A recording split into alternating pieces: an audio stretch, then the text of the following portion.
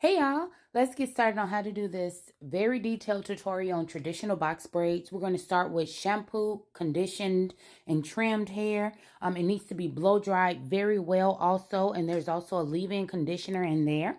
Now let's go over some of the tools we'll need. I'm showing you guys my comb. Now this comb has been filed with a fingernail file on both the ends that I use to part with. So you see that parting part at the top and the bottom. I fingernail filed it to make sure it was crispy. It's going to give you the smoothest parts like butter. Now I'm showing you the different types of clips and what they can do. This one is good for clipping up bulk pieces of hair. This one, you see how it won't slide underneath those braids? You don't want to use that for like sliding through the hair, but that's good for just pinning up smaller pieces to get them out the way. Your go-to, the clip that you have to have when you're doing braids is going to be clips like this. You see how I can slide that underneath the braids? I can pin hair up with it. You can have all of the clips, but make sure you have some like that red one. Okay, we're going to start with pre-parting. And that's so we can make sure that we keep our break pattern, and it's going to make it faster so we can just flow through the hair. I think it's very important to have a edge control bracelet, but the plastic ones work better for me because the metal one actually makes my wrist tired and a little achy. So just a little heads up, I would suggest the plastic one. And then I'm showing you guys how crisp you want the parts to be. After it's pre-parted, I go back through with product and part it, and that comb aids so much in making sure that the parts are crisp. But then I pin some up, some down, that way I can keep my break pattern layer and I can see it. And now I want to show you guys how I add the hair. So this is one piece of hair folded over.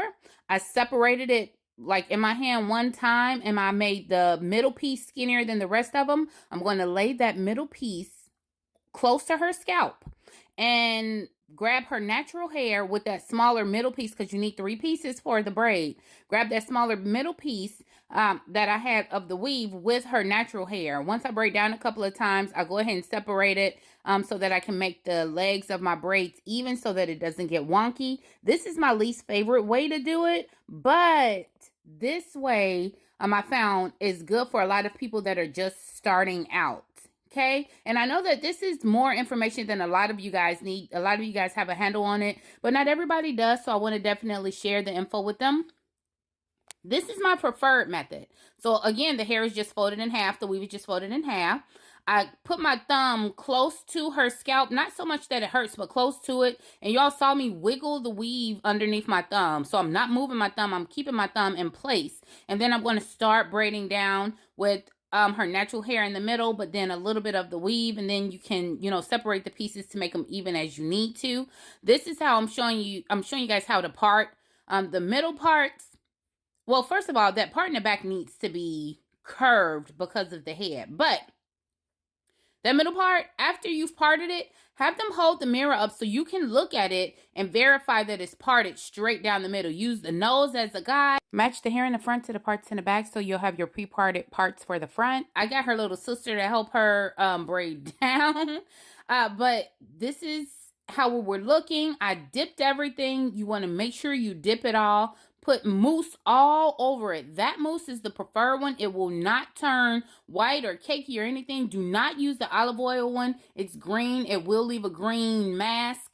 It's gross. Don't do that. You all see how full these braids are looking? I do not add a bunch of hair to the parts. As long as you have a lot of parts in the hair, it's going to look full. If you add too much hair to it, it will get too heavy too fast. Okay, let me know if you all have any other questions. Thanks for watching. God bless you. Love you. Bye.